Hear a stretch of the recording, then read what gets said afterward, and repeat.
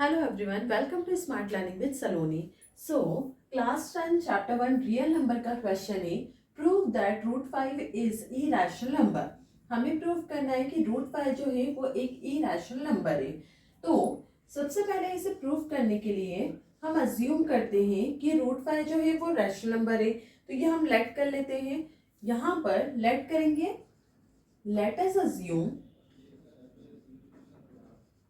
to the contrary that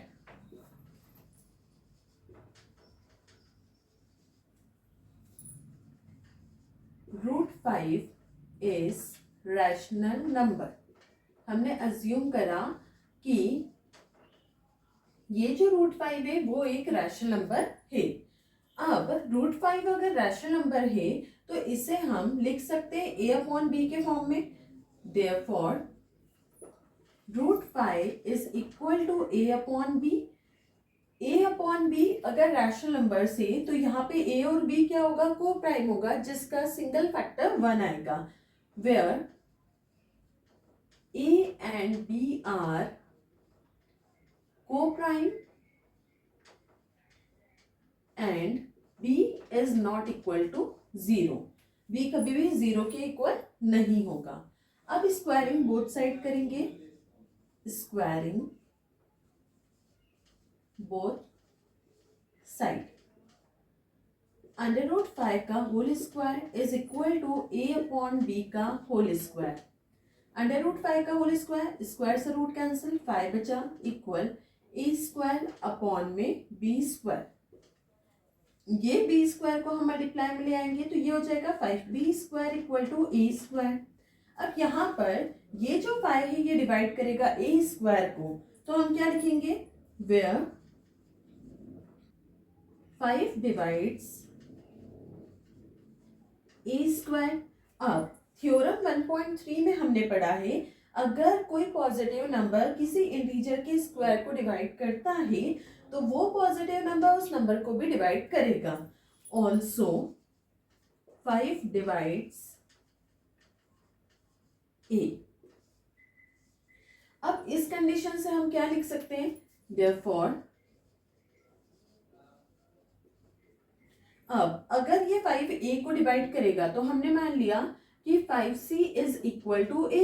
5 को multiply में है किसी कांस्टेंट के, इक्वल टू a मतलब 5 डिवाइड करेगा a को. अब इस वैल्यू को, ये इक्वेशन फर्स्ट है, वो इक्वेशन फर्स्ट में हम पुट कर देते हैं. Putting the value of a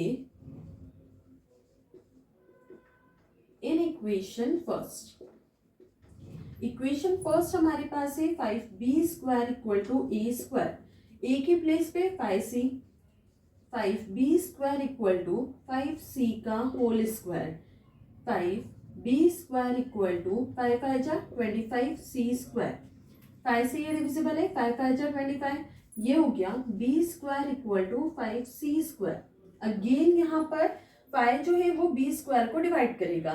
theorem 1.3 हमने पढ़ी है जिसमें पॉजिटिव नंबर किसी इंटीजर के स्क्वायर को अगर डिवाइड करता है तो वही पॉजिटिव नंबर इंटीजर को भी डिवाइड करेगा. तो यहाँ हम लिखेंगे where 5 divides b square, also 5 divide b. अगर वो b स्क्वायर को डिवाइड करेगा तो वो b को भी डिवाइड करेगा. अब यहाँ पर हमें दो कंडीशन मिली, एक 5 डिवाइड्स a और एक मिल रहा है 5 डिवाइड्स b. अब यहाँ पर हम लिखते हैं देयरफॉर, अब यहाँ पर समझो हमने माना था कि रूट 5 जो है वो एक रैशनल नंबर है. Rational number a upon B के फॉर्म में है जहां पर a और b को प्राइम है. को प्राइम मतलब इनका ओनली कॉमन फैक्टर 1 होगा. अब यहाँ पर तो 5 आ गया, इसका मतलब therefore a and b both have at least 5 as a common factor.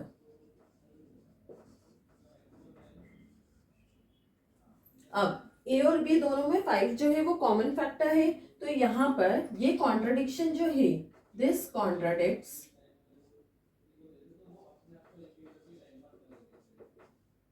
facts that A and B have no common factor. हमने क्या बोला था कि ए और बी में कोई भी कॉमन फैक्टर नहीं है, लेकिन ये कॉन्ट्राडिक्शन हमारा फेल हो गया क्योंकि यहाँ पे 5 कॉमन फैक्टर आ गया। तो यहां लिखेंगे दिस कॉन्ट्राडिक्शन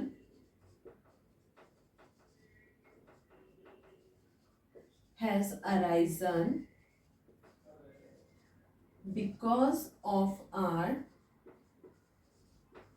रॉन्ग assumption